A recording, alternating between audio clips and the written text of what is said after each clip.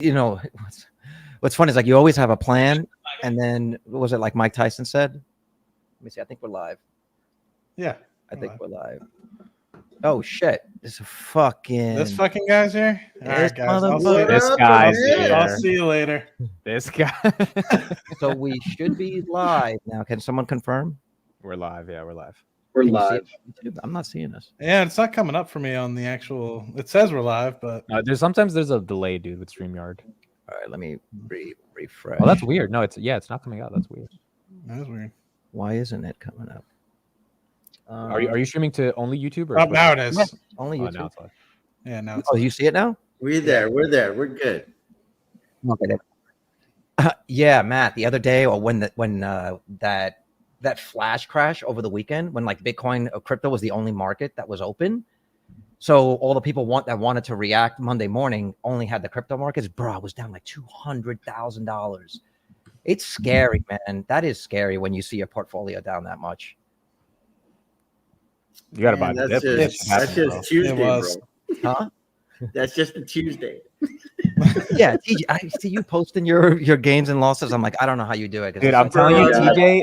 I'm like the meme. I'm like the meme that the guy that has the noose and it's like first time. Oh yeah, TJ. And it's a real shitty meme for me to use because of my personal situation, but that's how I feel. I feel like the guy that's been on the chopping block fucking over and over.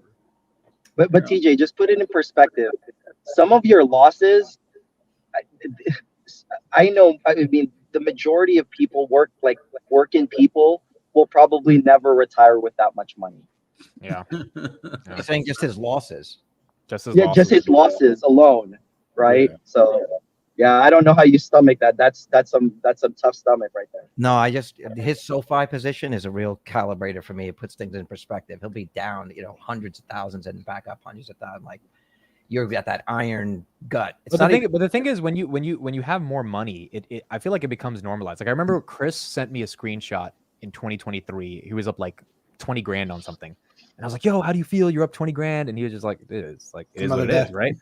And then I started like seeing some of those numbers and you start just normalizing. Like, yeah, that's like when you have more money, it should be like, so if you have 6 million like TJ, it's going to be 100 grand every day, Yeah. Yeah. Every dollar a stock moves is whatever thousands your share count. Yeah. Times your share count. All right. So we just sort of is there a way that I can show this real quickly? This is what helps me. At the bottom, go to present, and then it's the same shit like on my channel, right? Okay, there we go. This gave me perspective. Look at that, dude! Look at the amount of shares there. Am I doing it? I got to do it bigger. Yeah. Whatever. A dollar move in Apple is a $400 million. That's kind of crazy, bro. I'm just saying, bro. Like it's all perspective. It's a matter of perspective, right? And I'm like, yo, dude, look at how much this shit fluctuates. Like, mind you, I don't know how updated this is because he just got rid of half his position, right? But I mean, look at that shit on Coca-Cola, bro. That's moving the needle. You know what I'm saying? Like either way, and he doesn't give a shit. He's just waiting for the next dividend payment. Right. Because I mean, who the hell is you got to hire 20 people to try to get those cover calls filled? You know what I'm saying? Like he probably not playing that game anymore. That was early on in his career. So that gives me perspective. I'm like, dude, I can stomach a fucking 200,000 share position. This dude's dealing with 500 million shares. You know what I mean? And that's the name of the game. If you want to accumulate shares, I mean, each dollar either way is a big deal, but it's all paper losses and paper gains until you sell.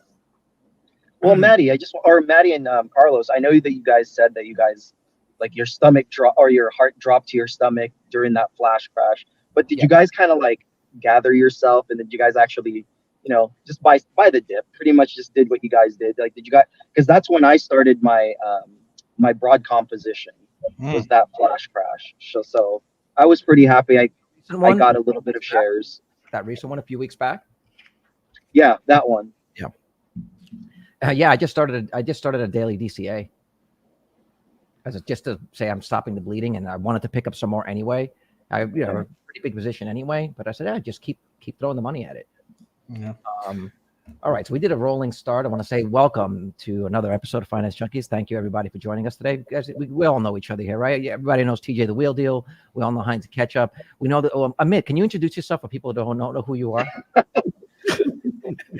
I am a young Padawan trying to learn from you four. We got and Matt. Matt is one half of the Cash Flow Chronicles team, which maybe we'll get Chris back here one day. So say what's up to everybody. Let's see. Hey, we got some. Hey, welcome everyone to Finance. happy to be here. Shane, please smash the like button and hit subscribe. If you don't like it by the end of the episode, just unsubscribe. Exactly. It's free. Yeah. Free learning. So I'm going to be guilty of a little bit of what I used to shit on Amit about, like putting up a topic and then not actually getting to it. So much shit happens since I posted this. So today, what I'd love to talk about. Yo, your mic is going in and out. Yeah, I don't know. Yeah. Check. Yeah. Better. It's like Think a little it You need one of these, my man. One of these, bro. It's simple. It's like This shit is $100. expensive. I think Really does the job. I think I'm gonna need a preamp. Is what I think I'm gonna need to go into this because I just Do don't. you and Amit have the same mic, or is it different? We Same one. do, but I have What are you going into? this thing right here. I can't take because it's called a focus, right? Mine is this thing. Yours looks better than mine, to be honest. I don't know why yours. I mean, this is that's a legit Yeah, it's legit. preamp, but I think it's just it's not giving enough boost on the input side. Me and Matt Apple $100 on Amazon getting the job done, right, Matt? Yeah, I don't know. I think I paid like $150 for this thing. I got it on an arm. It plugs into the USB. You guys are talking about preamps. Yeah, I know. These guys are all sophisticated, looking like Joe Rogan. This is the arm too. I saw Joe Rogan with the arm. I've seen this mic on so many podcasts. At one point in 2022, I was like, "Fuck it, I'm dishing out $400. I'm just buying this shit." There's no fucking way I'm It's betting also that. like that's what everyone expects the sound to sound like on a pro podcast now. It's like this Yeah. mic has a certain sound, and you got to have that sound. So I wanted to talk today a couple of things. We'll see if we actually get to talk about everything. But the first topic was energy. I wanted to talk about energy. And I particularly wanted to talk about to Matt here because I think we've had several arguments / debates about energy, the future of solar, and fossil fuels. And I got to say that I think I have been adjusting my position on energy and sort of the demonization of fossil fuels. And so I was reading about how much energy we currently consume now and what the needs are going to be, the future needs are going to be for AI. And everyone's loving AI. Everybody sees the benefit of AI. So no one's talking about getting rid of AI. But there seems to be a fundamental disconnect between the needs that we know, the needs of energy we know we're going to need in the future, and the urgency to attack climate change. And so I wanted to discuss a little bit about that and see how do those two things rectify. Are they fundamentally at odds here? Are we talking out of both sides of our mouth? I don't think so. I think I'm a huge proponent actually of balancing the grid. Oh, speak of money. So welcome, Tanner.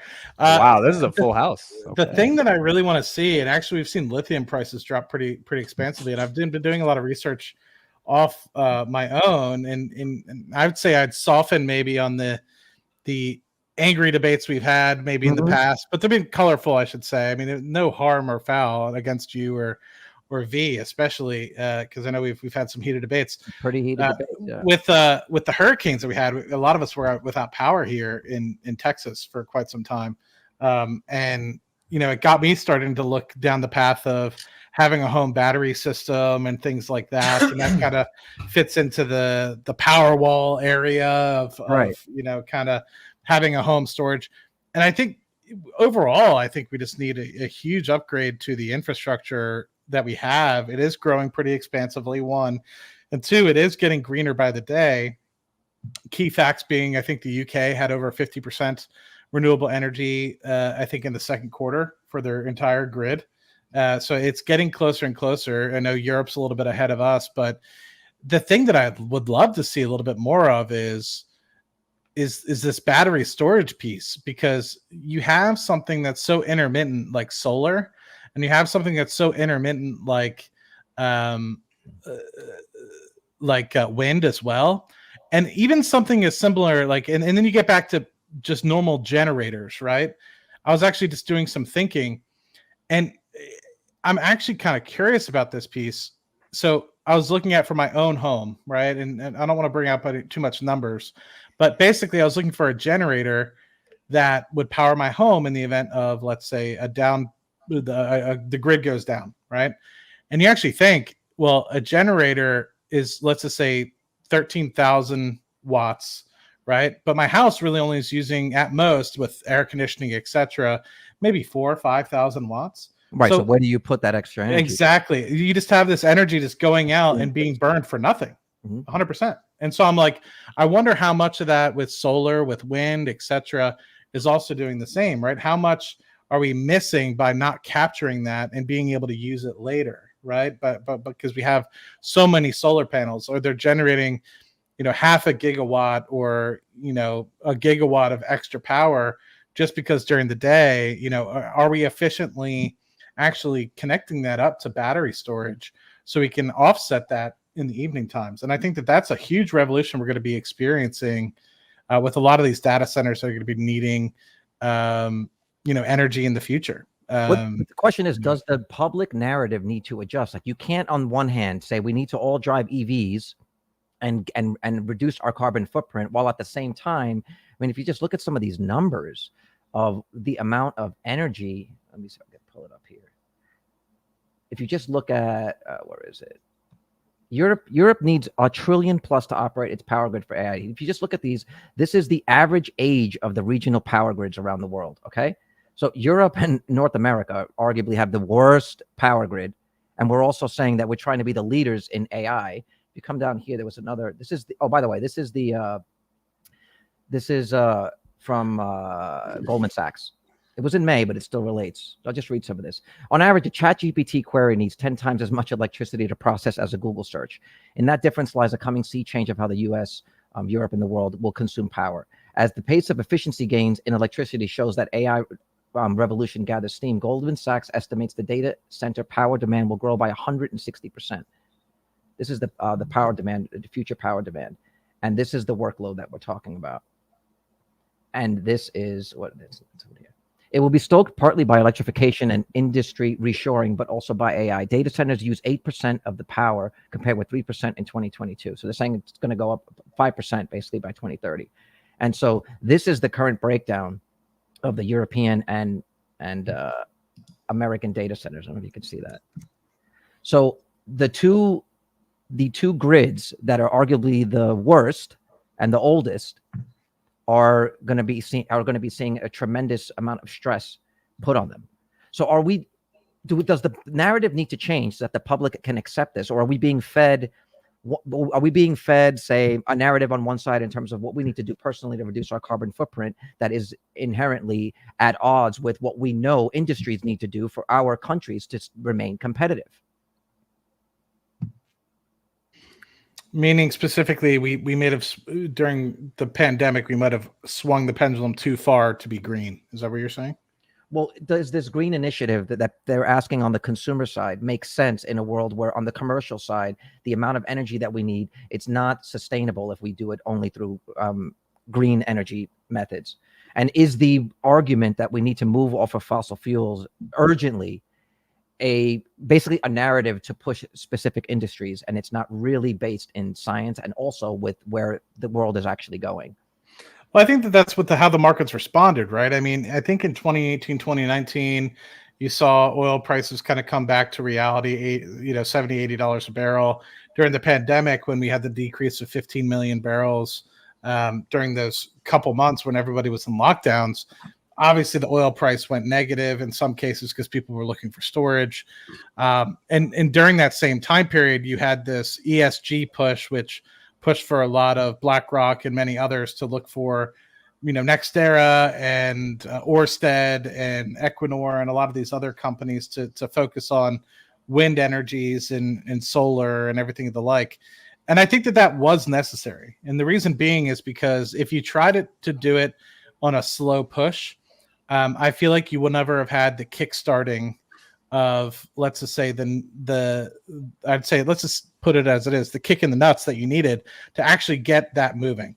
And I think that you need a balance, right? I think there's no one way or the other to kind of do it. I mean, there's still so many people that heat their homes off of natural gas. In Europe, I think it was evident that with what happened in 2022, 2023, with their gas prices over there, it's evident that they still need natural gas, right? It's evident that they still need to have some sort of excess energy capacity that they can fire on rather quickly.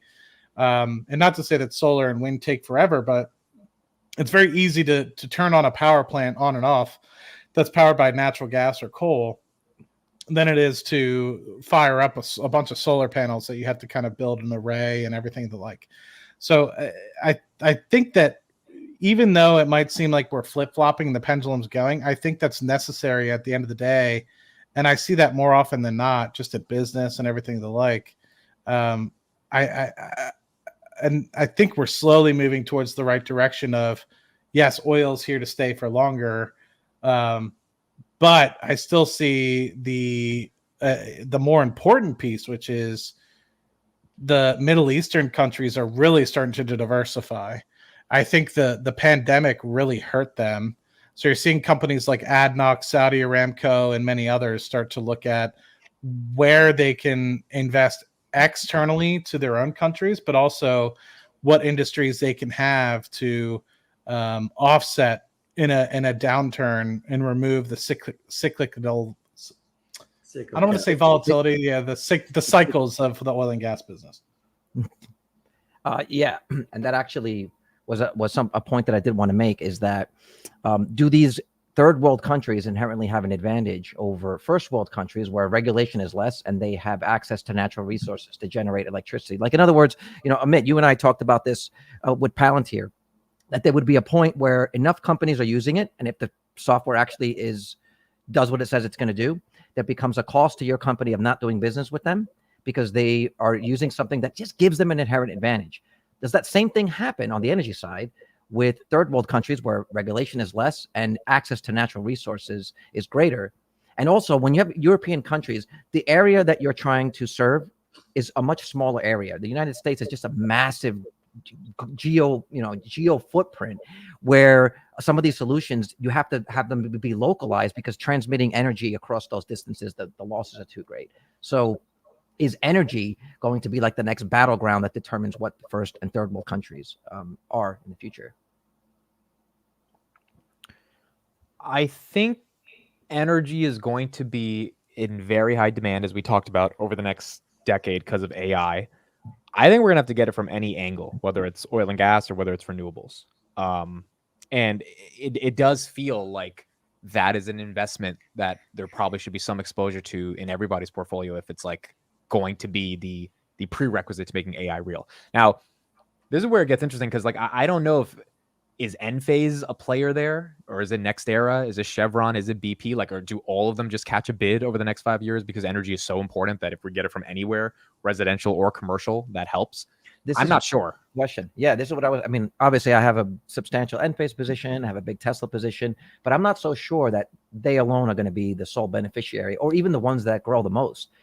So is there some sort of energy-based themed ETFs that you guys would potentially look at to introduce into your portfolio? Because I have no energy play, but I have big plays in NVIDIA, for example, and other AI plays, but not on the energy side. I mean, when you see that number that they need to spend $1 trillion just in Europe to upgrade their grid, and the size of those countries compared to the US, there's going to be a massive, massive amount of money injected into upgrading the grid.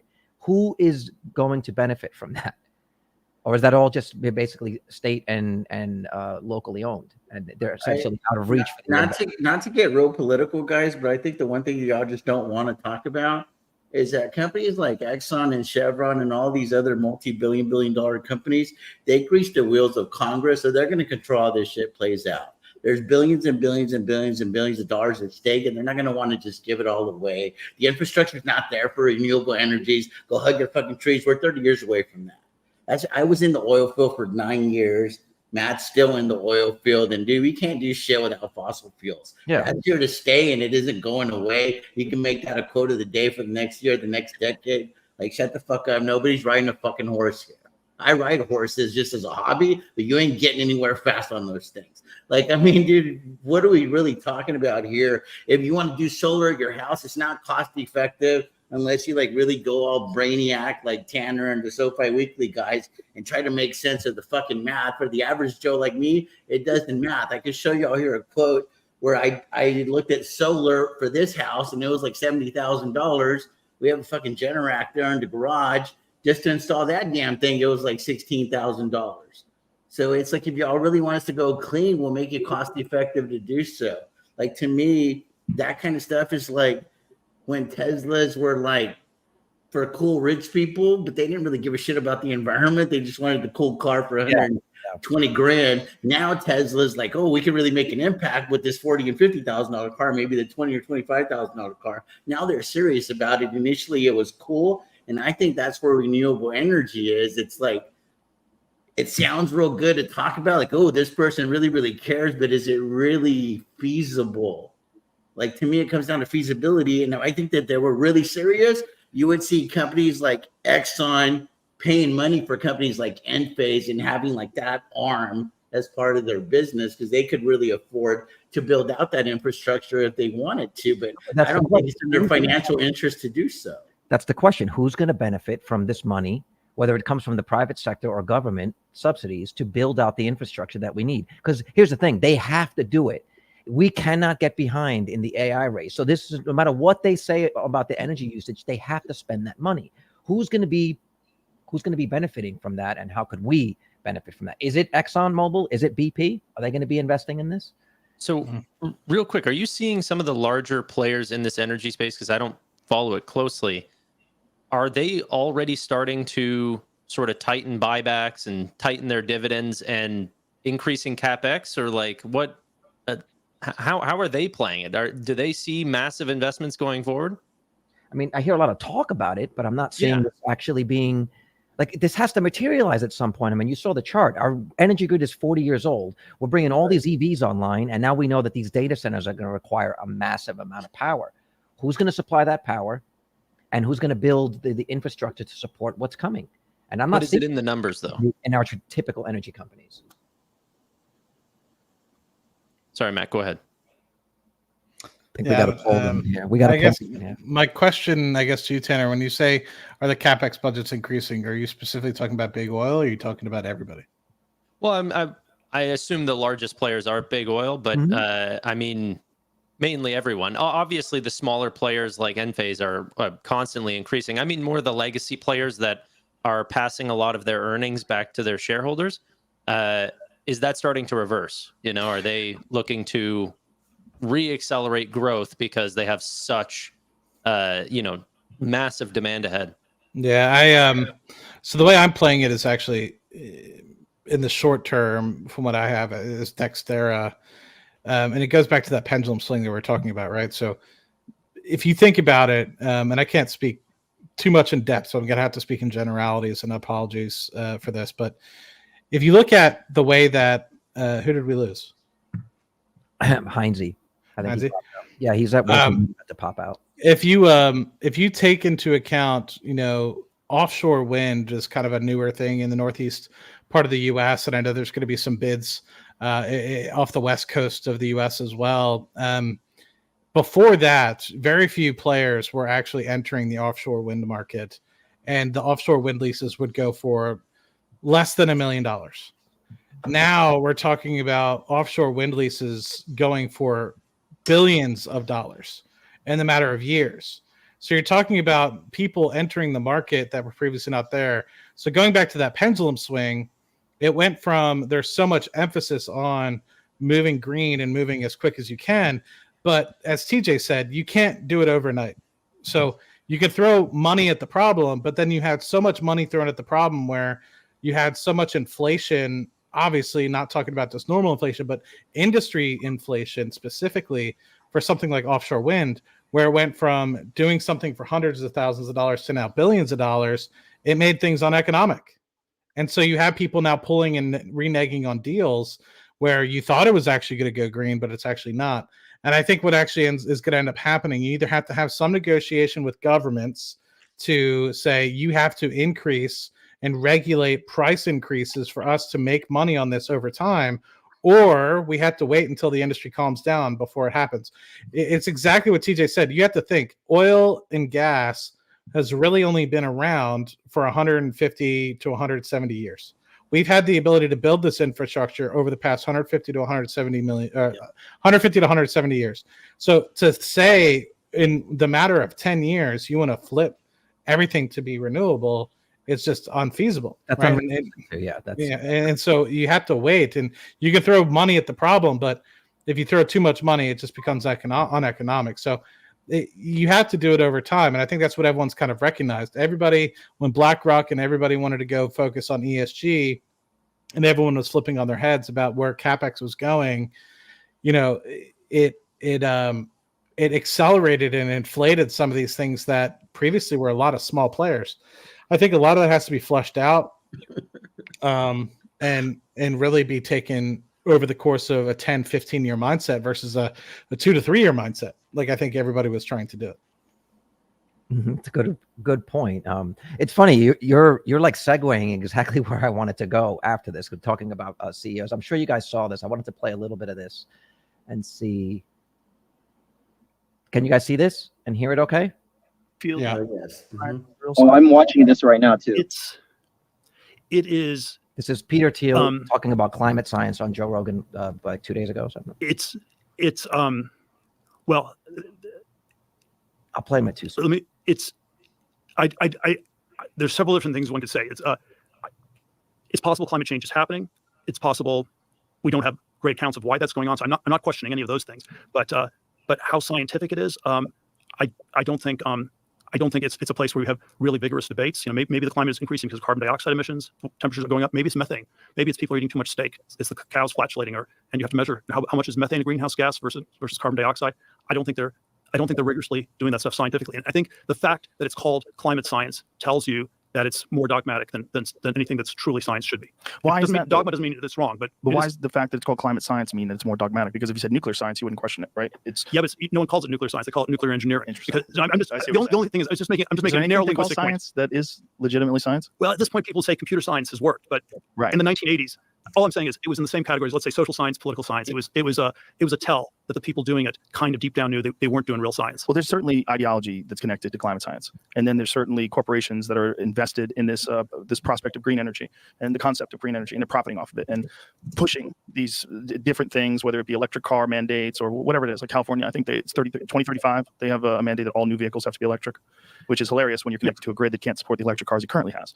After they said that, within a month or two, Gavin Newsom asked people to not charge their Teslas because it was summer and the grid was fucked. Yeah, look, it was all linked into all these ideological projects in all these ways, and there's an environmental project which is and maybe it shouldn't be scientific. There's the hardcore environmentalist argument is we only have one planet and we don't have time to do science. If we have to do rigorous science and you can prove that we're overheating, it'll be too late.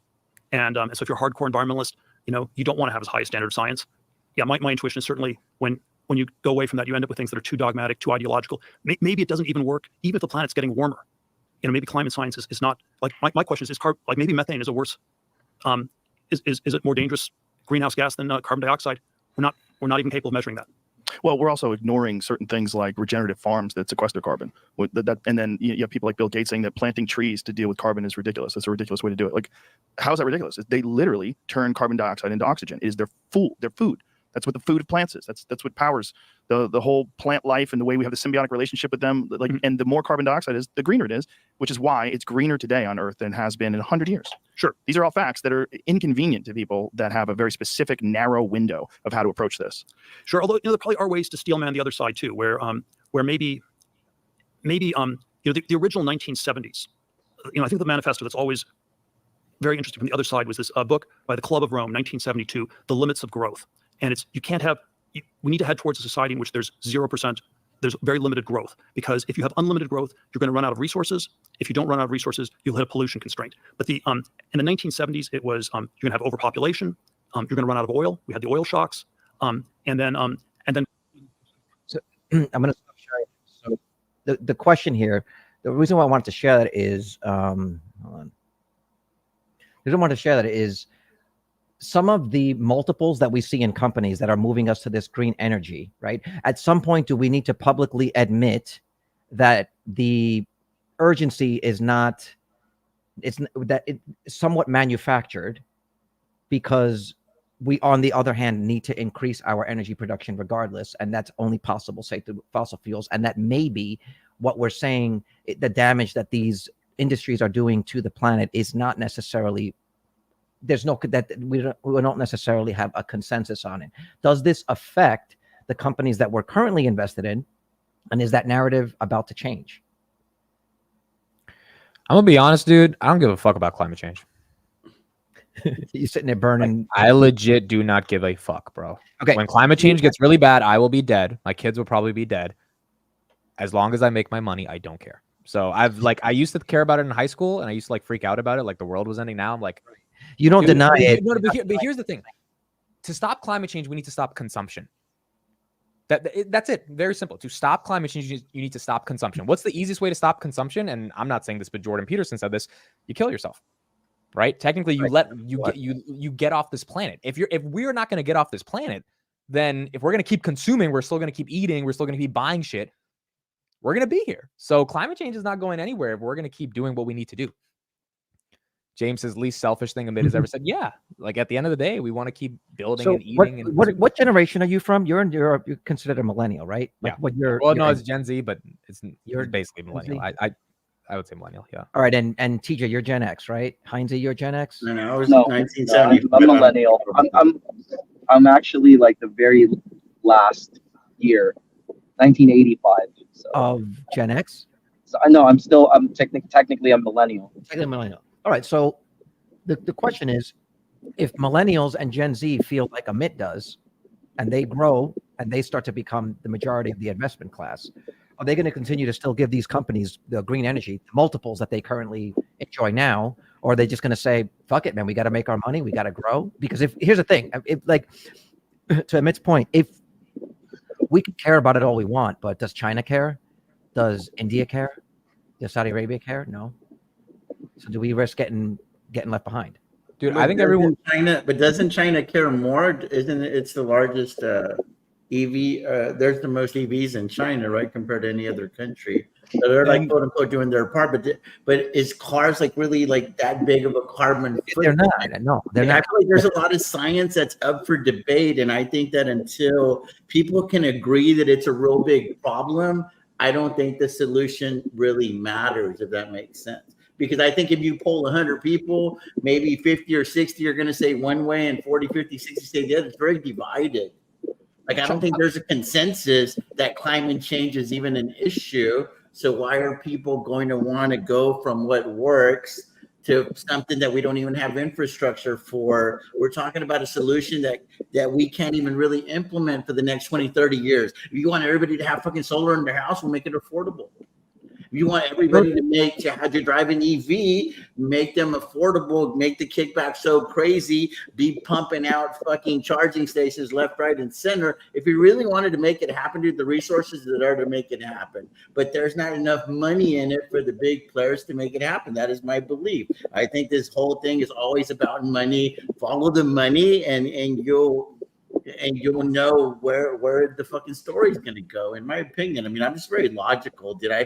And I call a spade a spade. I think if these fuckers aren't making enough money, they're not incentivized to do anything about it. Nobody gives a shit about Mother Earth as much as they claim to. And it's kind of just like Amit, like, fuck it, I just want to get my money and get out. Get my bag and go. I think China says they care. India says they care because they have so much like pollution that at some point people like can't breathe. So they're trying to do stuff, but it's not going to stop consumption. If we don't stop consumption, and Elon knows this really well, like if we don't stop consumption, we're not going to stop climate change, which is why I don't know if you guys remember during the pandemic, the satellite images of Earth, there was way less carbon dioxide because the whole world shut down. And that was like giving us a dent in stopping the inevitable progression of climate change. But we just went back to normal. So I think the only way we stop climate change is if we figure out innovative solutions that allow us to still grow. So if you want to eat a steak, you don't have to think twice about it because we figured out some other way to get rid of the carbon. But if you stop people from eating a steak or stop people from having babies, then we get into a whole kind of dystopian. That's a whole other. But if you there's this fundamental disbelief that the United States is continuing to grow emissions. It's not true. CO2 has been dropping for the past 10 years in the United States. Yeah, right. And we're also, a lot of that has been without pushing. Also, What I think is, what I think, and I think you hit it on the head there, Carlos. It's because we have to compensate for the other countries that aren't necessarily taking it as serious for their emissions, because car engines are getting more, efficient with respect to the emissions reduction. You also have the grid kind of focusing a little bit more on renewables. That's a piece of it as well. A lot of the grid has moved towards natural gas, which is a lot less intensive than coal and oil. So you have this dropping of emissions in the United States, but that's only offsetting people that have massive expansion and population growth. It's interesting to say, because it's easy for the United States to say we can transition, because we aren't growing nearly, even though we think we're not growing nearly at the pace of Nigeria and some of these other countries in the world that are growing at double-digit pace. And it's easy for us to say because we're keeping kind of our energy consumption rather flat compared to those people. All we have to do is transition. We don't have to almost grow. But I get what you're saying, because obviously the AI piece is going to take up more of that energy piece. But the needs, tough. The incoming needs of AI completely erase any of the benefits that you gain from everyone driving an EV and putting a battery on their house. Period. So at some point, does that become like known publicly? And then people go, hey, maybe there isn't an urgency to drive an EV. Maybe all these EV mandates don't really need to be there. Maybe all these energy subsidies don't really need to be there, because we're just going to so overblow the production. It's a small dent. The U.S. is only 15% of global emissions, and our cars are a small percentage of that. So what are we really? What are we really helping? Right, the person that switches over because they feel the bleeding heart liberal, is that just they've been sold a lie? In other words. Okay, we want to hear Heinze. What do you think? David B's paying $14. Thank you, David. David, you're back. Thank you. So we want to know what you think. I'm not as educated or well informed like Maddie. I know Maddie is in the energy business. To me, I've always been mixed with clean energy and fossil fuels. I think we can't survive for a long time without both. And so I don't know who said it on the chat, but innovation is going to have to be a big part of it, right? So with that being said, not just innovating here, but how do we innovate, like what you said, Carlos, is how do we pretty much educate the world, right, for cleaner energy, right? A very smooth transition to cleaner energy, because for me, when you guys talk about energy and how we consume in the United States, obviously EVs are very popular here in California. You pretty much, like right now, I see like 5 Teslas parked.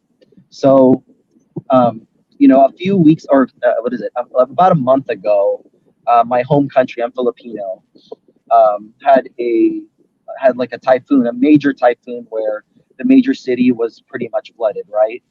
And so, considering that, if they were just, for instance, if they were just dependent on solar energy, they would be screwed, right? Yeah. Especially at a time of a really bad hurricane, or not hurricane, but a typhoon. I mean, people were waist deep in water, right? So, I guess it really, we can't ignore geography too. I think the way I look at energy, because it to me it matters, right? It matters even in some places, like in the middle of the United States, right? Sometimes they get really extreme weather. How are these infrastructures that are clean energy, the solar panels, how are they going to hold up when these natural disasters happen, right? So I think there's still, like, for me, I'm all for clean energy.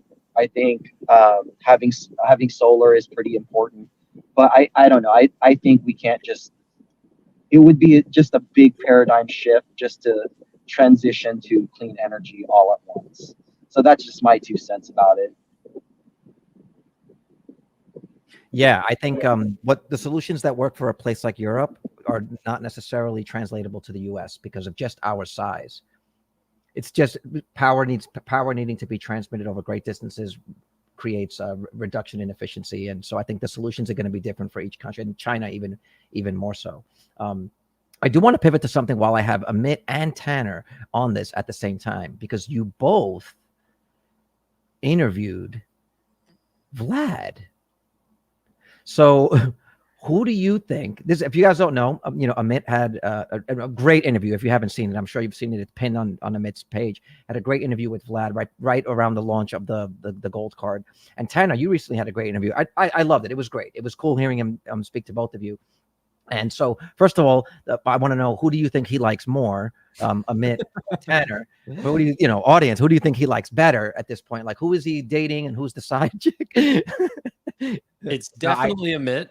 He Amit definitely what? likes Amit more. It's harder to build a relationship over Zoom. I think Vlad is whoring himself out to anyone who has somewhat of an audience. It's not about liking one or the other guy better. Dude, he's done like 3 podcasts. He did Tanner's, he did Bankless, and he did some other dude in like the past week. Bro, this guy is going after everyone's eyes and ears. And I think it's genius. I think it's smart. Well, I was talking about this with Shane before we went on. Like, does this represent like the level that you guys are at now with access to these CEOs? Does this represent like a new level, say, between the casual podcaster and the mainstream media, where that's now this new niche involved, where it's like a YouTuber that is more serious than a casual person, but not necessarily a mainstream media. And that new level is where you're actually talking to the investors that matter. I think it was in your interview, Tanner. He was saying that retail investors have just dumped a tremendous amount of money, not only into the products and services, but into the stock. So are they becoming like in a not spoken to demographic that's actually going to start to move markets? Well, like normally you don't consider the retail investor versus the institutions, but as a whole, is this now a slice of our population that needs to be talked to? And are guys like you and and Amit the people that reach that demographic, the Meet Kevins of the world? I mean, self-directed investing is definitely growing, but I don't think for Vlad it's whether it's going to become the majority vote, but it's 100% of their clientele, right? So to them, it's very important. I don't know if it'll get, widespread attention from a bunch of CEOs, but who knows? Who knows? There's definitely more conversations now that'll be had on YouTube than ever before with publicly facing CEOs, and hopefully, everyone on this sort of panel is going to be a part of that. Yeah, even Matt with Rocket Lab and Peter Beck. Like I think this is going to keep expanding, dude. And I think a lot of these CEOs, because like going on YouTube isn't cringe anymore, or on social media. Like I guess it was weird 4 or 5 years ago. Now it's just like, dude, the amount of CEO like Jack Dorsey has gone on Lex Friedman. Like it's so simple to just like talk to these independent voices that I think they're going to do more of it. I mean, it's like Donald Trump going on X for that interview with Elon, right? I mean, if you think about it in this particular case, CNBC, Fox Business, all those traditional media companies are dying, and this is growing. People used to go towards those for the source. And yes, CNBC, those guys still do a pretty good job. But at the end of the day, you have these people on the ground doing due diligence. And if that's the case, if you have somebody that what's easier to do? Go on CNBC and talk to people who may or may not care about your stock, or go on Amit's channel or Tanner's channel where they know people that are following them love Robinhood stock. And it's easy to kind of talk to those guys and help sway and provide that sort of context, rather than going to some sort of channel, paying them probably to get on anyway. Right. And also not necessarily having the eyes, right? You're looking at people that are maybe in their 50s and 60s that might still look at traditional sort of television in that respect. And they might not necessarily be interested in a company like Robinhood, which is maybe a smaller cap growing, that doesn't pay a dividend. You have a different sort of retail base in that extent. That actually leads me to my next question, my next topic, which I think will probably end up being the last topic. Real quickly, Carlos. Yeah. For the guys on the bottom that have interviewed CEOs, if you could, like, who's on your list, like on your wish list, like for Tannor, I feel like I could answer for him. I think that he definitely wants to interview Anthony Noto. I don't know. You feel like you've been crushing on fucking David too a little bit. I'm not sure. But I'm going to answer for Tannor. He'll answer for himself. I would say that it would make sense that he would interview Anthony Noto. Who's on your target, Matt? And what about you, Amit? Like, if you could line it all out, who would you like to interview next? Just really quick before that answer comes through, Ketchupy, can you mute? It's been bothering me. I hear like a popping sound through the mic. Can you mute? Let me see. Thanks, brother. Is it gone? Yeah, it's good. There we go. Yeah, for me, it's obviously Carp, which hopefully happens. I also want to do Daniel Ek of Spotify. I think that would be awesome to do. Ketchup, it's back. You got to mute yourself completely. I got it. There you go. Yeah, Carp. I would love to do Dorsey from Square. I think he's an interesting guy. Ek from Spotify. Obviously Elon, but that's like a long shot. Then there was another one that forgetting the name of, but Brian Chesky from Airbnb. I think those four would be really interesting. I have a super good name. Yeah, I've had a lot of small cap or penny stock CEOs on the channel in the past because they've asked me to join, and I've been willing to do so, and they've tried to use it as marketing and showing people the stock. I'd say in terms of the larger ones, obviously Peter is the largest to date. I've had a couple gold CEOs on the channel as well that have reached out to me back when they were trying to kind of get gold back up and running in 2020, 2021.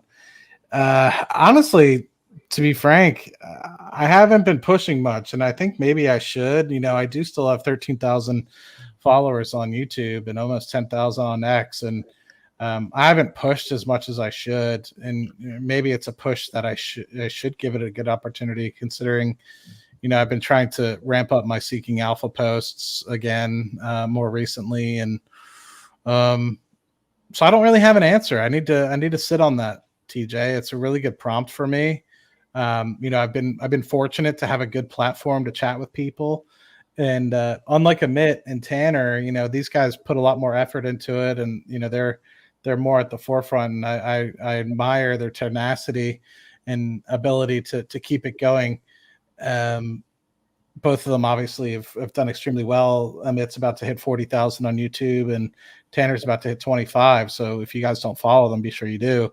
Obviously it's warranted. But yeah, I don't have an answer for you, TJ. I'll have to get back to you.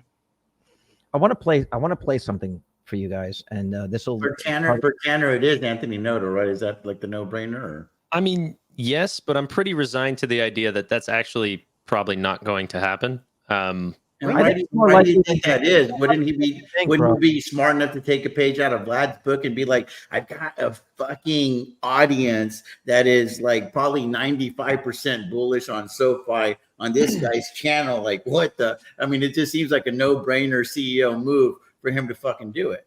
Well, they also know the company more than the mainstream media pundit that's doing 5 minutes of research before. Right. These guys are dedicating many, many hours of their working lives to know the company. It's going to be just a more in-depth interview. They're going to get better questions. Yeah, I mean, I would like to think that it'll happen someday, but the truth is like we've talked to many of the different, chief officers there. They've said, "Hey, you need to talk to Noto. We're not allowed to talk to you." Like specifically told, it's a no. Like they know about us and it's a no. We've talked to their IR teams, their communication teams. They say no. They say no. So where the other companies that I've reached out to, it's either, I'm not getting through, or I'm getting yeses, or like I have some more CEO conversations coming up, like exciting names. But SoFi is a different beast. They do not want to deal with us. So that would be high on my list. Harley Finkelstein. I've always wanted to talk to him. I don't know who else. Alex Chris, I'd really like to talk to of PayPal, because he is new management. Everyone says he's a very visionary CEO. It doesn't come through on the earnings calls, in my opinion. I'd like to ask him my questions. But yeah, I don't know. So on that note, I want to play a few seconds of this and then ask you about this push of breaking up Google. So real quick, I just want to play a little bit of this. Was on the All In podcast yesterday, talking about the out thing of the Starbucks CEO. I'm very disciplined about balance. If there's anything after 6 p.m. and if I'm in town, it's got to be a pretty high bar to keep me away from the family. Anybody who gets a minute of time after that better be sure that it's important, because if not, it'll just wait for another day. This makes me so uncomfortable just hearing that. I feel, I mean, retire, bruh. Just retire. What does America value is the real question. Does America value success, performance, or does America value comfort? And the problem is American work culture has shifted to valuing comfort. And that is the inevitable outcome of decades of extraordinary success. And now the performance culture is losing to the comfort culture. So I just want to stop that right there and pull up this quote. Let me see if I can actually. Do you guys see this? It's that age-old hard times create strong men. Right. Strong men create good times. Good times create weak men, and weak men create hard times.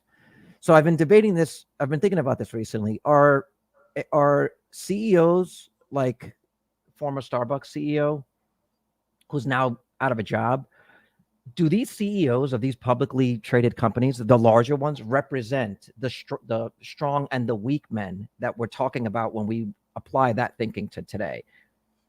And by that question, who do you think are our strongest men that are going to lead us out of these hard times? Which CEOs are our strongest that are leading the way? And what do you define as a strong man in that sense, and in a CEO? Elon's one of them. Elon has to be one of them. Elon for sure. He has taken on, and he's also, I think, providing cover for a lot of these other CEOs, both at Tesla and at X. You know, he's fighting with the EU. He's fighting with international governments. And I think he has made it easier for other CEOs to speak their mind. And so, first of all, I want to know if you guys agree with that when we're talking about that concept today, strong men versus weak men and how they affect our society, who are the strong players today? Who do you guys consider the strong CEOs? I'm just going to pull up some pictures here. I don't have a specific names. I'm sure I could think of some, like Mark Benioff or Toby Luckey. Like a lot of the companies that I invest in. Strong or weak man? I'm not a fan of Sundar, but that's because I'm not a big fan of the overall company in general. But yeah, me neither. Strong. Strong. Super strong. I like the way you spelled Jamie Dimon, by the way. I don't agree with him, but I think Zuckerman is also strong. Yeah, I think Zucks has had. He's solid. Zucks has had the best PR move. I'd consider him one of the weak ones. You think Zucks is weak? Yeah. I think he might be strong in the sense of how he's running the business, but the fact how he shies away from taking any hardcore position that could potentially alienate someone. How there's some real defensive moves made by him and his companies is what I personally wouldn't respect. I think that can also be strong, though. I mean, he's got billions of customers. To pick a side means to divide half of his user base. He also did say Trump was badass. I mean, he kind of. That's what I mean. He's got moments where he comes out and I feel like we get a sense for who they really are. But I like the fact that I know where Elon's political bias. Yeah, but Carlos, the problem is PayPal. Tesla stock has been a disaster the past 3 years. Really? It's over 200. No, it's been a disaster past 3 years. Zuckerberg has gone up almost 5x. Well, if I can add something, I think with being so political has hurt Tesla stock, even if you, like Elon, has been super political, but it's not helped the stock. Zucks has cared about the stock, and he's obviously helped the stock a lot, right? But the question is, the CEO of Starbucks thought the same thing. He was trying to appease shareholders and appease the workforce, and eventually he Like, in other words, are our CEOs the most scared employees at their companies? Like, we're at a time now where CEOs, especially with all the access and how things can get away on social media, is this a time where it's very dangerous to be a CEO of a company and speak your mind? Depends what company, but I want to hear what Heinze was saying. He was trying to jump in. Oh, unmute here. Can you? I'm unmuting you. Oh, you have to unmute yourself.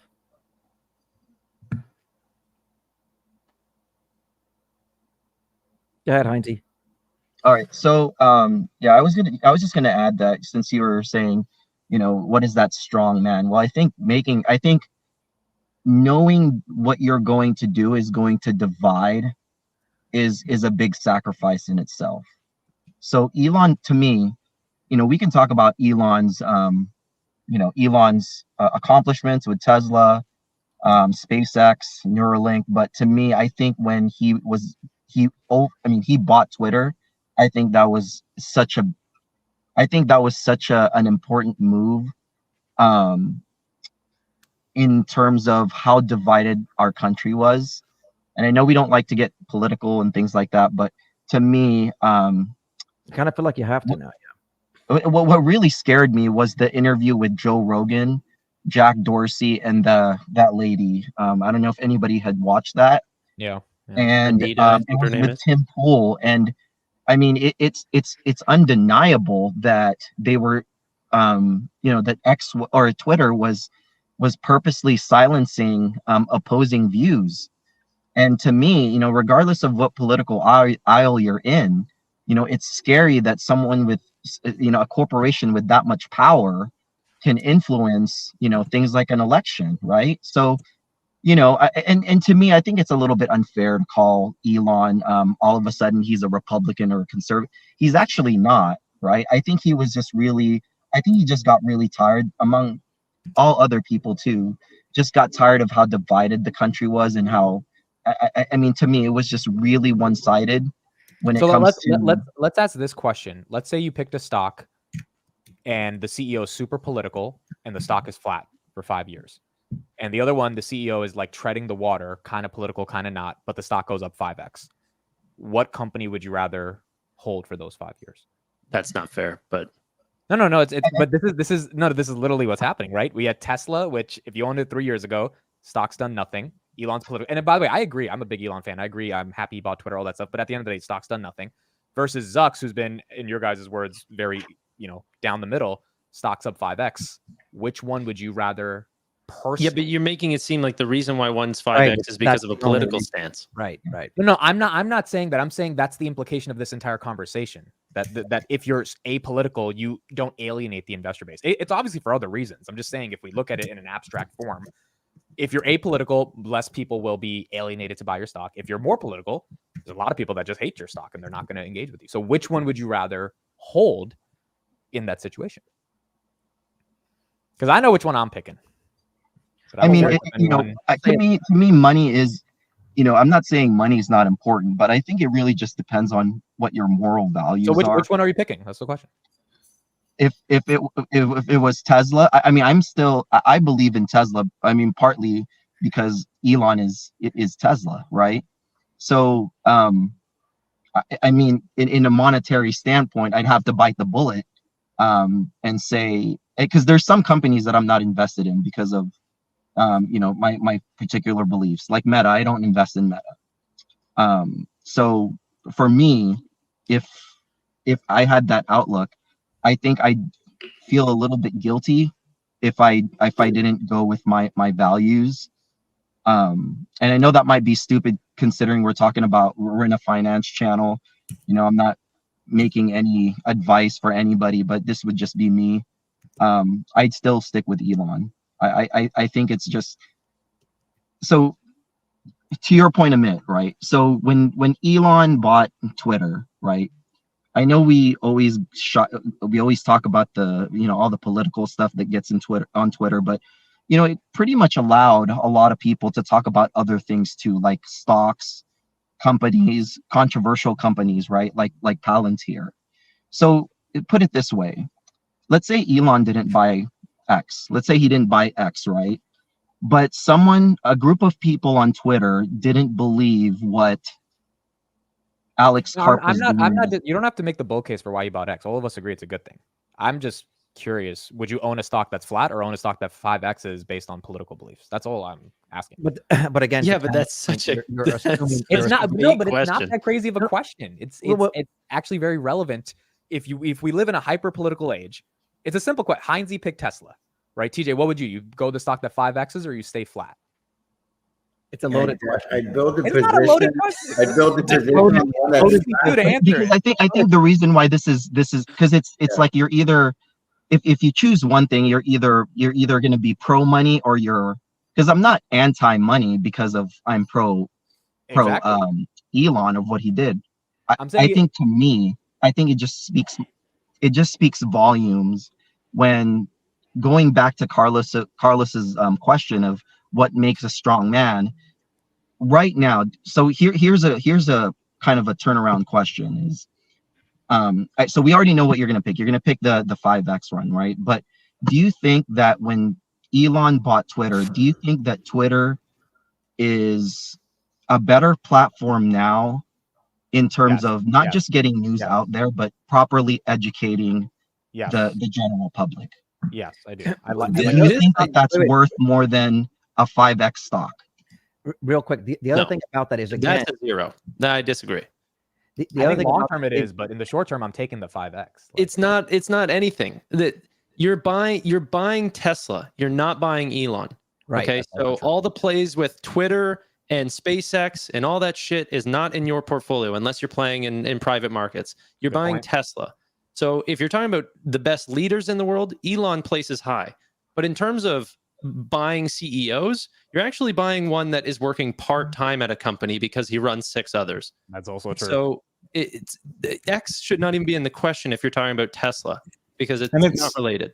And it's easy to play armchair quarterback, or as we sit in our computer chairs, because we've seen what played out, right? You know, this is a retrospective Yes. question and discussion, right? We don't. If you were to say going forward, right, what would you do? But the same thing is, if it's 2022, I didn't mean October, if it's 2022 October, and you have to pick between Tesla or Meta, and we saw what happens, my question is, what do you pick? With the understanding that one's going to be super political and go super Trump, the other one's going to like just wear a gold chain. One stock 5Xs, one stock stays flat. Yeah, that glow up though. Yeah, but you could say I pick Meta, dude. Wait. I also just need to interject this that Elon was dragged into becoming political during the pandemic with respect to the unions. When he wanted to keep the companies open, there was a lot of pushback politically, and that's what sort of brought him into this conversation. And honestly, if he didn't buy X, his company would still have been attacked politically. Dude, So- whatever brought him in, I don't really care what brought him in. I just care about what happened to the stock. All right, but what happens if that happens with Palantir? Say there's a massive pushback politically against Palantir because of, for whatever reason, political stock. That has already happened. That happened. right? So now that happens, and now you have a CEO. If you have the CEO of Starbucks, he's going to kowtow to that and try to still operate his business, but try to be apolitical. Or is Karp going to come out and say, "I'm running my business how I want. This is my." But Carlos, Karp already buying the company. Palantir is up 3x since they went public, and Karp already does what you said. Literally, the New York Times just did a piece on him today, and he said, "I'm supporting Kamala Harris, and he thinks Trump is stupid." Like he said that today. So it's not. I didn't see that today, but He's already political. I'm just saying one stock. If my CEO is super political, and I think that's hurting the stock, I don't care why he's political. If my money's dead for 3 years, in retrospect, I would rather pick a less political CEO, but 5x my money. right. Do you think that's what's happening to Tesla right now? No, I think Tesla's down for a lot of reasons, but I think the premise of the conversation is that being political or not definitely has an impact.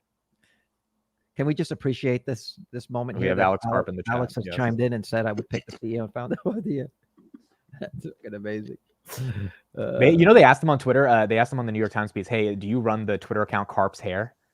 And Karp was like, "No, I do not." But they actually asked him about that in the Twitter piece. It was hilarious. That's amazing how now mainstream media is now playing catch up to that.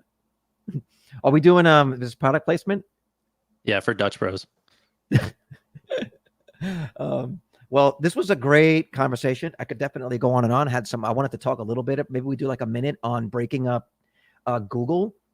There's a bunch of topics that we can discuss with that. But my question is this: if they break up Google, just the YouTube play, forget about Android, forget about everything else.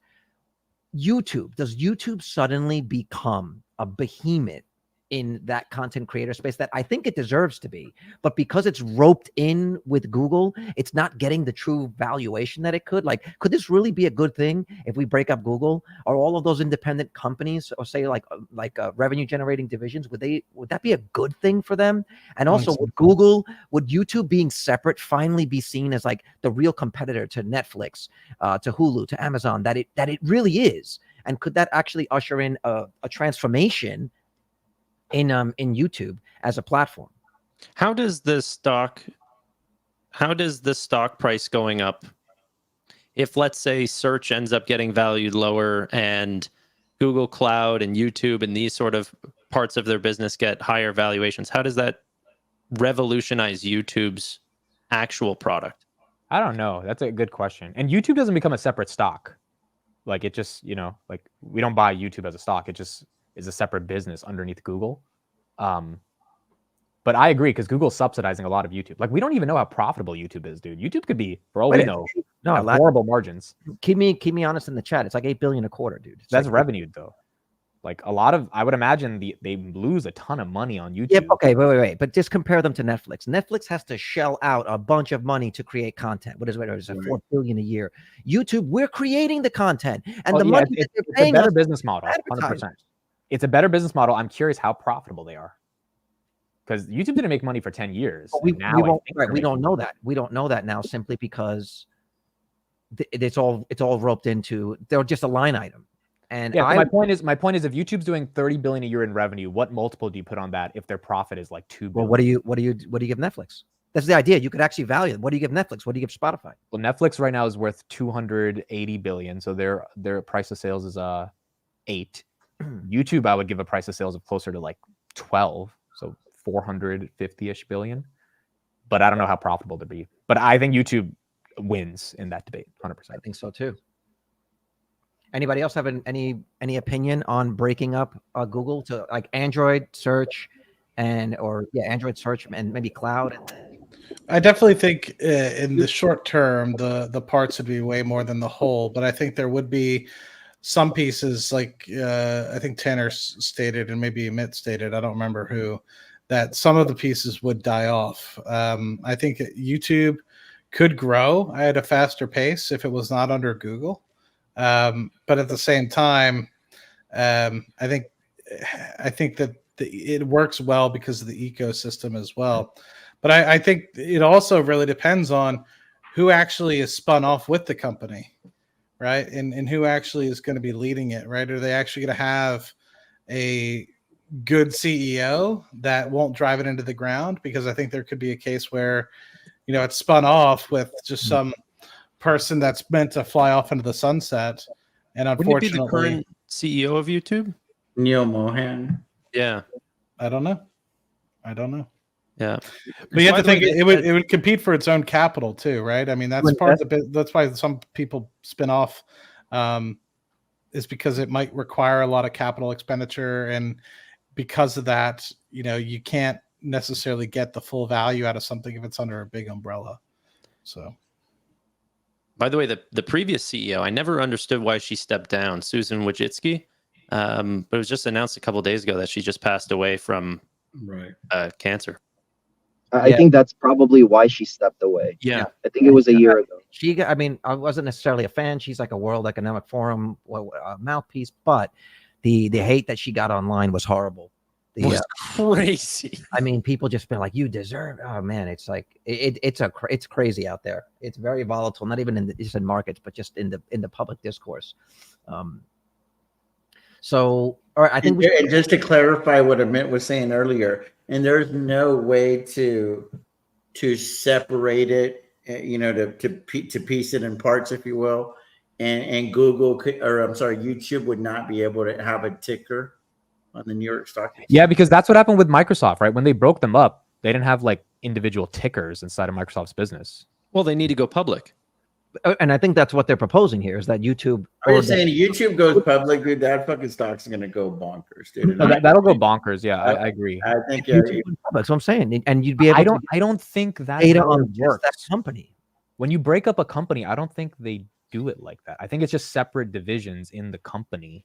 They're already separate divisions in the company. There's precedent to this in the 70s when AT&T or. So hold on. So if you so let's say they Standard separated Oil, YouTube. That's the same thing. Almost every oil company today is just a breakup of Standard Oil. Right. Kraft Heinz, Mandela's International, Philip Morris, Altria Group, they all used to be under one company name. Right. Wait, so if YouTube is separate, then if I own Alphabet stock, you don't own YouTube revenues don't get counted into Alphabet stock anymore, right? No. So wouldn't that fucking destroy Alphabet stock? It will. Well, depending. So if it breaks up Alphabet stock, you may get shares in all of those companies. So that's what happened with Standard Oil, is that like everyone got so unbelievably rich because they got shares in every company that broke. I think they broke into 5 separate companies. Yeah. And everyone got rich. Yeah, because GE's the poster child of this, right? Like, there we go. Yes, thank you. Yeah. GE's GE guys, like, I mean, for those of y'all that don't know, GE's like the CEO university, right? Like, there's so many people from GE that became CEOs of other companies, and GE is like the poster child for doing what we're talking about. That's why I was real confused when Amit was saying that YouTube wouldn't have its own ticker. I was like, I think they would. Yeah, that's what I thought. I'm probably wrong on that then. I would buy the shit out of YouTube, dude. Me too. I mean, we're employees of the company. we're affiliates or something, whatever the hell we're called. We're 1099s. Yeah, independent contractors. However, YouTube, I think, was one of the only line items in in Google's earnings that missed, right? It missed expectations. I think the last 2 quarters in a row. It was a small miss. I don't think it was that bad. Just saying. I mean, YouTube's great, but it doesn't make good companies don't make great investments. So yeah, that's true. Right. Wait, say it again. Good companies don't make great investments. Good companies don't. Well, I should say, good companies don't have to make great investments, and vice versa, right? So, I think it's bad like companies make great good investments as well, Yeah. which is also very important. Can we get a poll? How many people would, even if you have a Google position, would increase your position or buy YouTube as a separate ticker? I actually think it would be great for them, and to take a page off. They were talking about this on the All In podcast yesterday, that when this happened with AT&T in the 70s, what they did was they preemptively decided to break themselves up so that they could control the narrative around that, and by doing it themselves, they were able to negotiate the terms and basically make it acceptable, so it didn't seem like they were being forced. And this could be something that, if there's enough political pressure, maybe Google does it themselves. And if they did it themselves and framed it to shareholders in a certain way, I think it would be great, actually. I think they could get very creative, guys, and maybe give content creators an opportunity. Like, hey, instead of getting paid, here's a discount on some shares or whatever. Like, there's a lot of creative things I feel like they would do. Like, I don't need the fucking money from my little channel. I'd gladly take the shares. Yeah. So I just think it'd get very, very interesting very, very quickly. But it's like Tanner said, though. I mean, the reality is he had the best comment on this thing. It doesn't really make money yet. So it's like, it's very appetizing. It's a really beautiful line item. I'm saying there's a difference between generating revenue and generating a profit. Hold on, because I think they are GAAP net income positive. YouTube is on in its own. I don't think by much, but I do think that they are profitable, if I remember correctly. I don't follow the company closely, but I'm just saying that it doesn't necessarily make it a good investment regardless. I don't know. I think I would buy YouTube if it looked like a good investment. Right. I know that's a cop-out answer, but that's literally the answer. You're on YouTube and you're like, I'm not sure if it's a good investment. Yeah, the problem is you guys are 100% right. Looking at the 10Q, right? They split out the revenues for YouTube, but then they combine Google Ads as the income piece altogether. Right. So you can't necessarily see it because Google Ads is across just the normal websites and also. But I think there's been management commentary about it being profitable. Yeah, it's definitely been profitable. But also, I think the wokeism piece and what's censored, I think, is kind of where you're at this battleground with YouTube at the moment, where people are leaving YouTube because certain types of free speech is being, I guess, shadow banned, if that makes sense, or kind of, demonetized. And I can understand if like you're literally killing people on live streams, then of course, yes, probably should not be monetized. But certain things about just like free speech and political discussions and everything the like, as long as it's held respectfully, should not be demonetized. And I've seen a lot of that happen, and a lot of people moving to Rumble and Kick because of that. And so unless that stops, and I don't know if that's a Google specific problem or if that's a YouTube specific problem. I feel like it's more the former. I think it's a whole Google problem.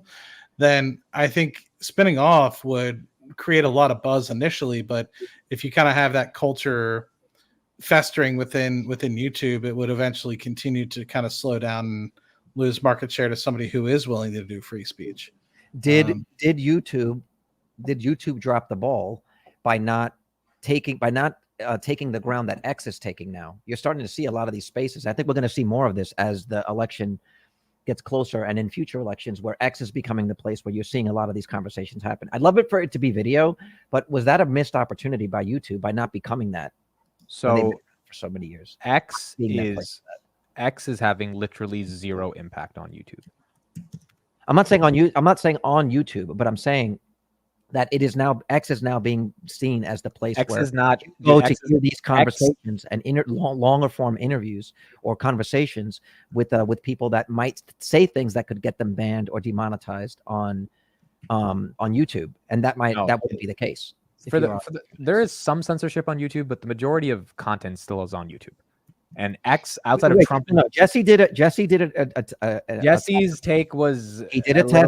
It was a very. I thought that experiment pure political bias with monetization. No, dude, the amount of news channels that are on. I don't think we understand the scale of YouTube. Like YouTube, the little isolated incidents of people getting censored or demonetized is whatever, and that exists. But X couldn't even get this Twitter Spaces to work correctly. The infrastructure is horrible. They can't manage millions of people. DDoS, come on, DDoS. I don't believe it was a DDoS, and neither does, by the way, forget me, Whole Mars Blog, who is the biggest Elon fanboy on the planet, said it was not a DDoS attack. He said, okay, but even so, even if you're right, and it's just there, and they need to work on the back end. Hold on. I think this should be said. Joe Rogan left, but guess where he is? He's back on YouTube, dude. Oh no, they're allowing, but he left. Carlos, my point is, Twitter has not made even a dent in YouTube's content consumption. Yes, some people go to Twitter and like there's more free speech there, but again, Twitter is not a video platform. It's a thought person platform. Video is becoming a little bit of a bigger role, but there are people streaming live on YouTube right now that have 3 million people. No problems, nothing, because YouTube has 2.4 billion. Would the conversation, I don't know if you listened to the conversation when Elon talked to Trump, would that... I listened to the whole thing, 3 hours. Yeah, it was pretty good. There's a lot of repeats, but like, would conversations like that happen on YouTube, say on channels, and allow them to, and have the reach? Yes, dude. Yes, they would have they would have had 40 million people live on it. First of all, YouTube algorithm would have pushed it to millions of people. Why isn't it being done? Why isn't it being done if YouTube is the because Elon wants to do it on X? No, there are people. Talk to Lex Friedman for 3 hours on YouTube. There are countless people on X who are not allowed on YouTube. That is true. Like who?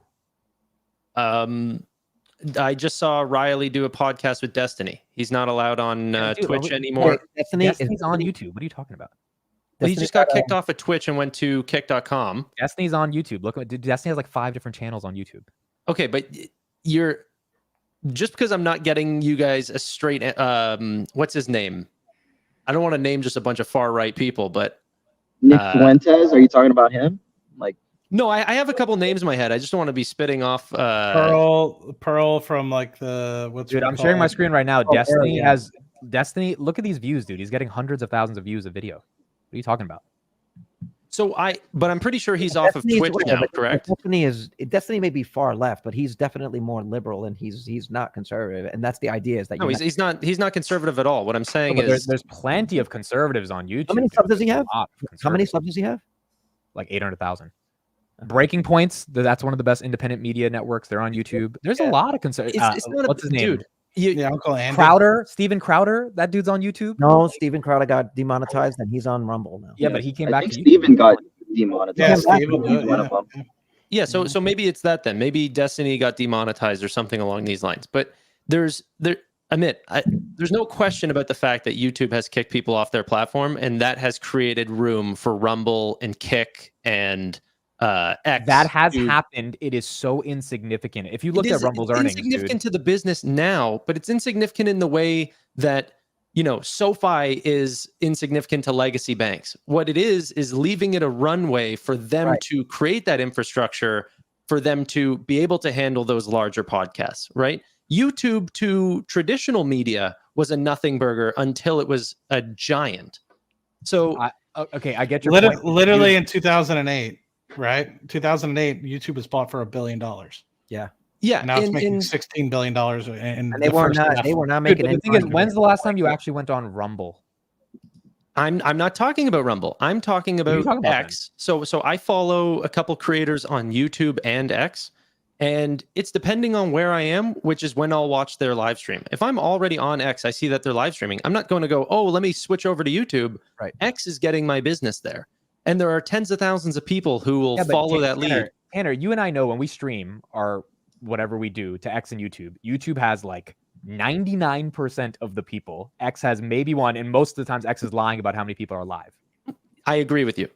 That's so right now. I just don't think X is making a dent in YouTube. I think it's good for thought leadership and free speech. They are not making a dent. YouTube has 2.4 billion monthlies. X barely has 500 million. Okay, so and I love X. Wait. I mean, that's a pretty good dent, but question here is that's not a dent. Where's 2.4 billion to 500 million?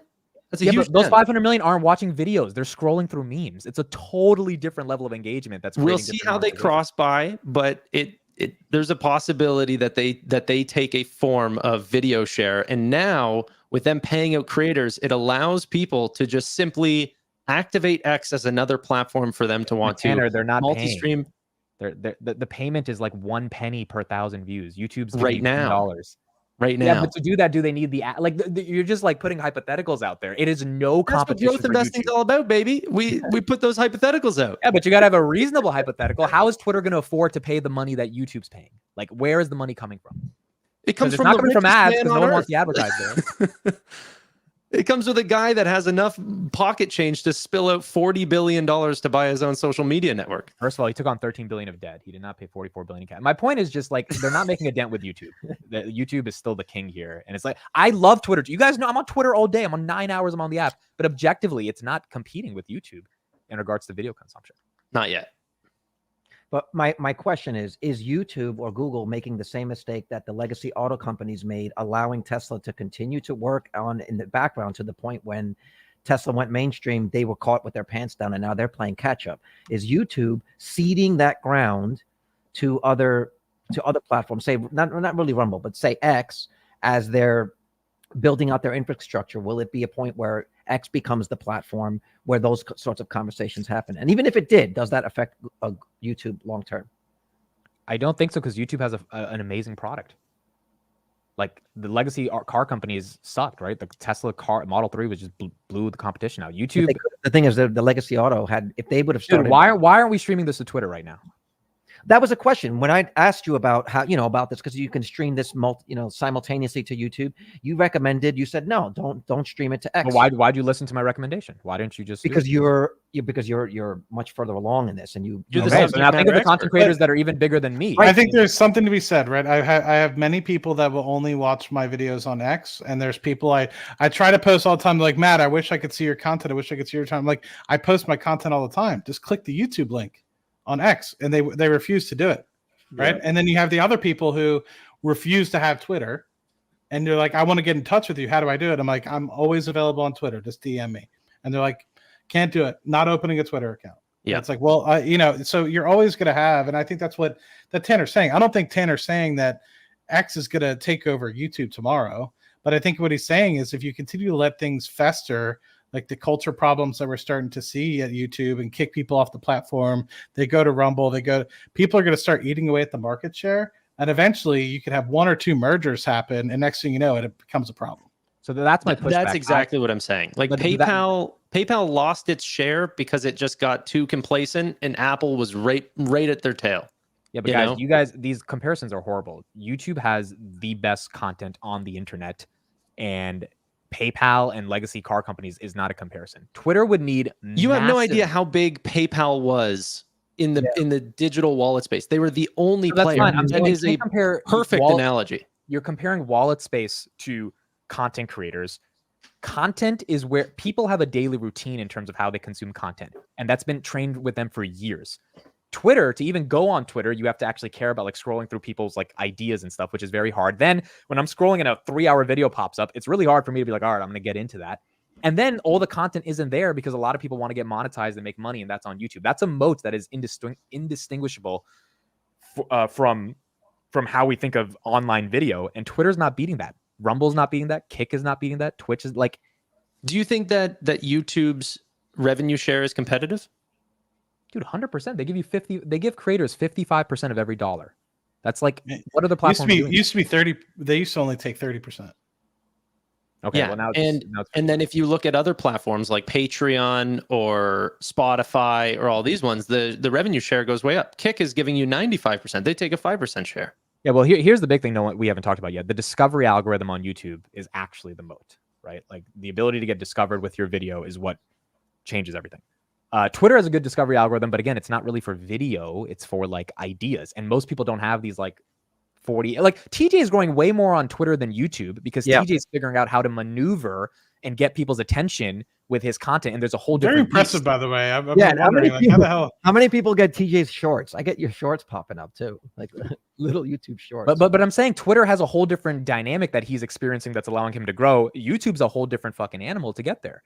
And so to get video, there's more competition on YouTube. Arguably, yes, and there's more money on YouTube, and there's more people on YouTube. There's more like YouTube India has 500 million people. Like, I just don't think Twitter has a chance of beating you.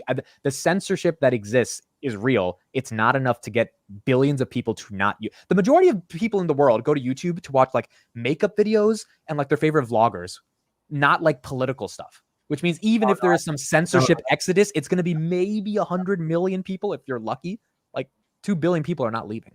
All right, I'll make the bull case for why X could eventually take over YouTube, at least in this space, because what X is failing to do now is fully take advantage of the chat feature. Part of the reason why I don't watch videos on X is because I just can't. What you call it? When you try to click anywhere else, it eliminates the video, even with the player in the player.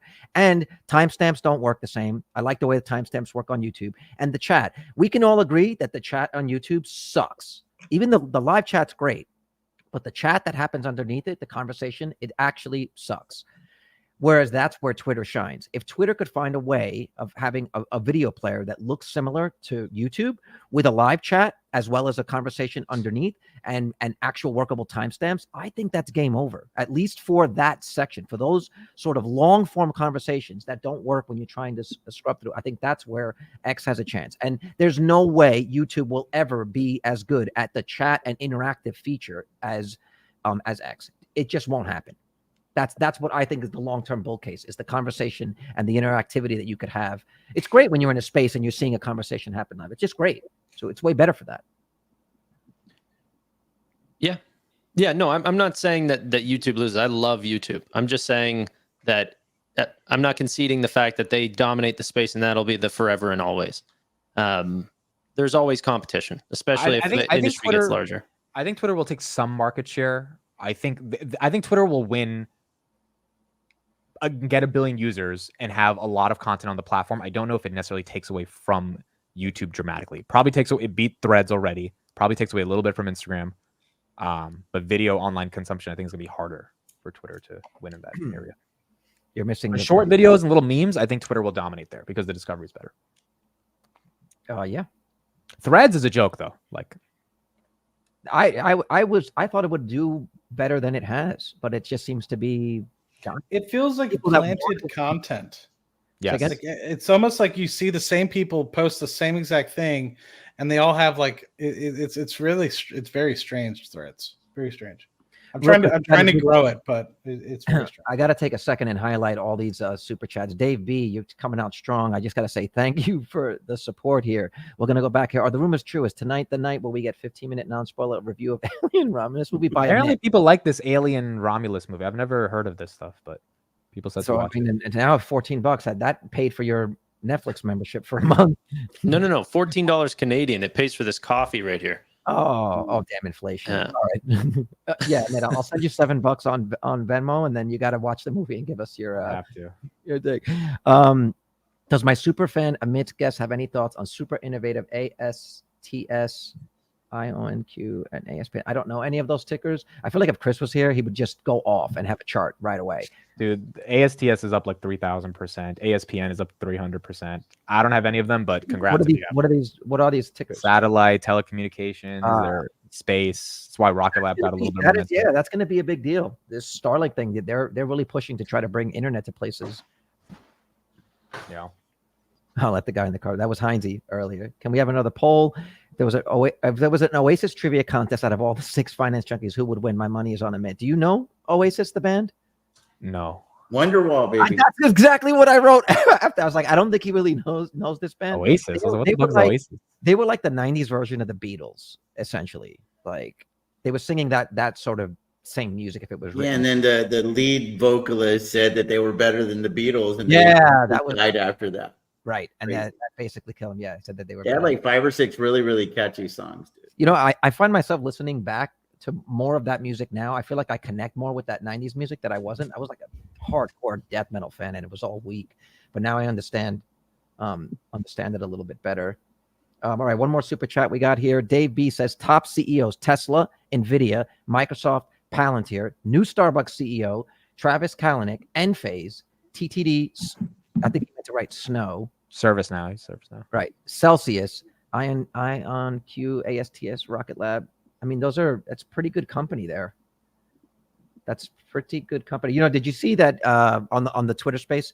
Elon was saying that he would take a position in Trump's cabinet as like some sort of like efficiency ambassador or something. For some energy. Maybe he already has a deal, dude. Maybe that's already. Listen, he might have a deal, but like, what do you think of that? Where like, if let's just say whether it's Kamala or Trump, that some of these public CEOs actually just join the cabinet in some sort of way, even as a consultant, since obviously they can generate profits and know how to run massive companies. Do you agree with that? Do you think that it's a good idea to bring in these CEOs? I'm not opposed to it. I mean, if there's self-interest, then yeah, I think there's some self-interest with Elon joining Trump. I think it would be good for the country, actually. If the guy is that good at allocating capital, imagine what they can do with just even cutting spending, right? Just even being able to come in there and cut spending. You know, the best part's no part, right? The best department might be no department. Let's see. I like the idea. I think they'll catch a lot of flack with like conflict of interest or whatever. But yeah, right. You know, I think that they can navigate those waters because. I mean, you know, everybody, you know, I was on, I don't know, Twitter Spaces, and I was like, you know, some people have access to more information. I got some pushback from other panelists, but I mean, you know, the numbers don't lie, bro, and there's a reason that Nancy Pelosi's portfolio does better than mine. So you just make of it for whatever you wish. I mean, that's just the bottom line. Did she buy Palantir? Did she buy Palantir? Why hasn't Nancy Pelosi bought Palantir? It would be too obvious if she buys Palantir, dude. I mean, buying, you know, Tesla call options, you know, a year in advance, and she made a ton of money on those Tesla calls. Yeah. When she buys Palantir, that's when it's time to load up the boat even further. But it's a defense contractor. Especially if she buys calls. Yeah, especially if she buys calls. Yeah. What do y'all think about that? If y'all want to spend a minute on that, I gotta run here soon. But what do y'all think? Because I've seen so many clips about.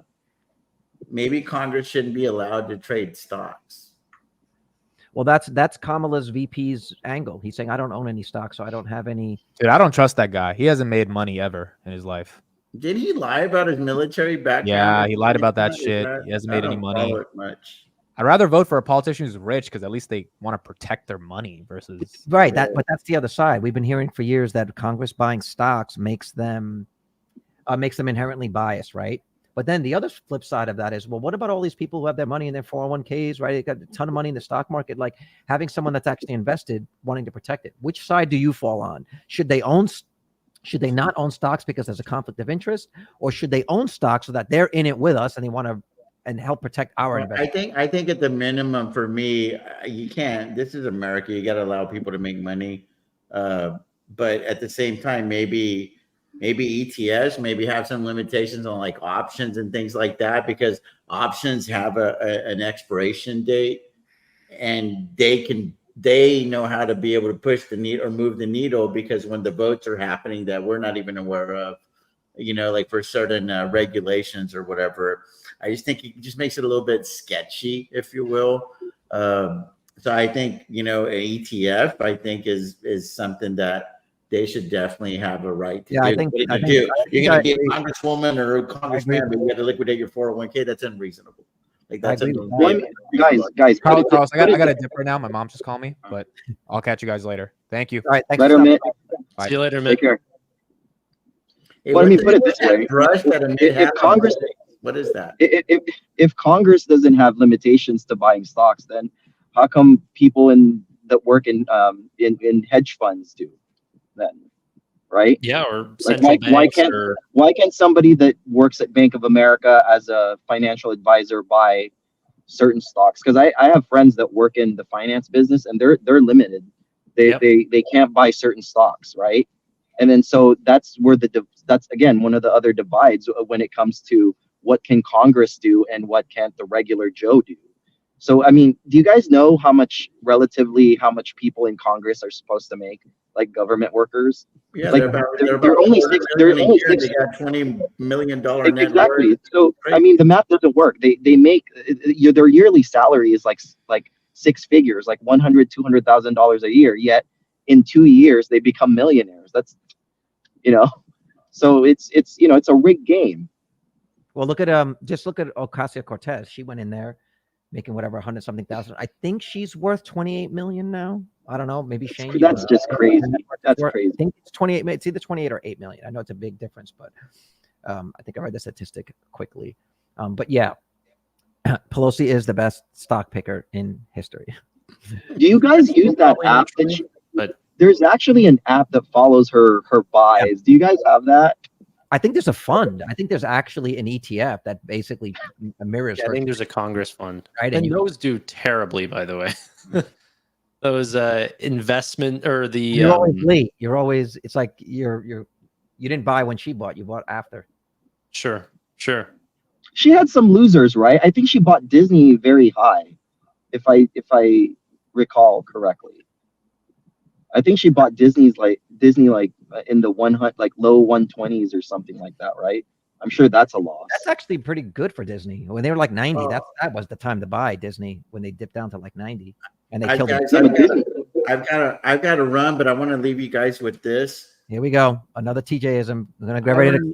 I remember when COVID was going down, and we all do. And a lot of members from Congress were conveniently able to dump a lot of big positions that tanked shortly thereafter. It just left a real bad taste in my mouth. Like, I would like to have that kind of information and know, hey, the fucking world's going to shut down because we're going to do X, Y, and Z. And they were able to like not have to stare. And granted, we were fortunate because it was a very real quick V-shaped recovery. But, I don't know about y'all, but I freaked out quite a bit whenever that went down. And then Donald Trump made it sound like something was going to happen and there was going to be hell to pay, but it didn't happen.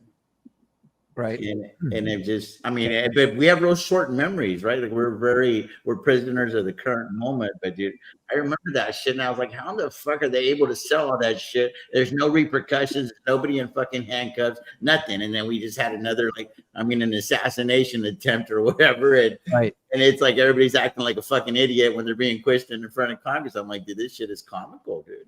Like I feel like we're in an episode of Ashton Kutcher and Punk'd, and I'm waiting for them to come out. Like we're all part of this reality TV show, like the Truman. But our money's in it. It's a little different. Yeah, that's the problem, right? So I don't know. What are y'all thoughts on that? Do y'all remember when that? I don't know, Tanner, if you followed the market that much back then. Y'all remember when there were several members of Congress that dumped certain key positions, and then it tanked shortly thereafter. I vaguely remember that, but. No, I can't remember an exact story of that happening back then. No, but there was a meeting about it. They did do an investigation into it, but I think the news cycle just forgot it, and it never really went anywhere. The last one, there was once again introducing a bill to try to prevent Congress from trading individual stocks.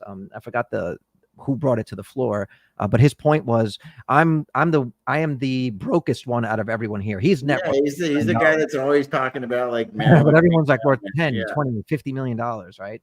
Yeah. Yeah, I do think that there's a conflict of interest with people that rich being disconnected. And while we talk about diversity, equity, inclusion, or we talk about keeping it even, I think that there should be some broke people in Congress because they understand the needs of the broke people. And we should have maybe some age quotas, right? Maybe we don't want everybody over 50, 60 years old. Maybe we do need some people in their 20s and 30s in Congress to be able to effectively represent those people. So I think more so, Carlos, I think there should be, just like presidency, I think there should be like a time of how much you can be in Congress. That's just what I think. Or a minimum and maximum age, like a minimum age. There should be also a maximum age, I think, because if you're too many generations removed from the people you're governing, it's really hard to say that you can actually understand what their needs are. And let's be honest, like, the Gen Z, the millennials, they're getting ready to take over the largest investor base. They should be represented equally in Congress. And like a lot of these guys in Congress, they're 80, whatever, or 70, 80, whatever. So they're not going to care about the inflation. They're literally going to be like, we'll just let the young people just take care of it. We'll just let them handle it. They'll figure it out. Well, that's their luxury. That's the luxury that they have. And that's something that I was hearing about when you have an inverted population. That's typically what happens, right? You have an inverted population, so there's less young people and more older people. The policies, then the money starts to move up to those services versus investing in things for the future. And that's typically what accelerates a collapse or a decline. All right, guys, I got to get out of here too. I want to thank you guys for being here. This was a long ass podcast. I didn't expect it for it to be that long. I really love the big group and having these conversations. It was awesome. If you guys like this, please hit like, please hit subscribe. Consider supporting the channel on Patreon. It helps me get some of the back end stuff done. I do want to bring you on real quick, Shane. Shane's been in the background here, helping out with the background, doing the polls. Shout out to him, and this would also help me to eventually be able to pay him for his time. We got some other things planned aside from just what we do here live that would help out. So once again, thank you guys for coming, and we'll see you on the next one. Thanks all. Thanks, guys. Have a good one. Take care. Peace out.